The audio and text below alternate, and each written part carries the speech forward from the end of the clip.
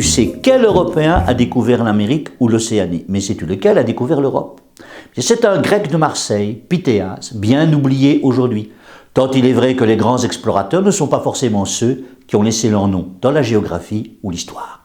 Pythéas a vécu au temps d'Alexandre le Grand, et en 325 avant Jésus-Christ, il se lance dans l'Atlantique à la découverte du nord du continent européen, mais aussi à la recherche d'ambre jaune, un produit réputé magique et qui valait plus cher que l'or.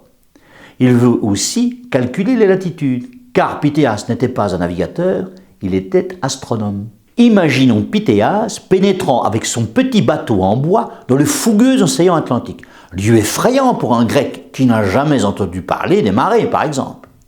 Pythéas découvre que les îles britanniques sont précisément des îles, et il est sans doute le premier Méditerranéen à sillonner les eaux froides de la Baltique. Puis Pythéas monte très haut vers le nord, découvrant peut-être l'Islande, mais je n'ai pas très sûr car il ne parle pas des volcans. Peut-être voit-il la côte septentrionale de la Norvège.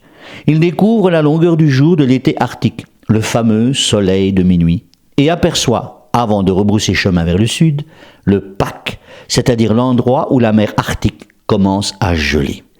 Il décrit que le solide et le liquide se confondent là-bas et se diluent l'un dans l'autre. Le bout du monde.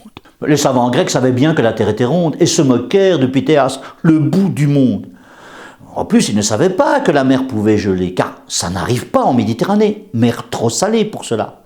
Sans même parler du mystère des marées et du soleil de minuit. Non, décidément, c'était trop. On prit Pythéas pour un menteur à son retour, et ses écrits tombèrent dans l'oubli. On ne connaît l'exploit du Marseillais que par des sources indirectes. Quel destin injuste d'être le premier à voir et le dernier à être cru. N'oublie pas de t'abonner.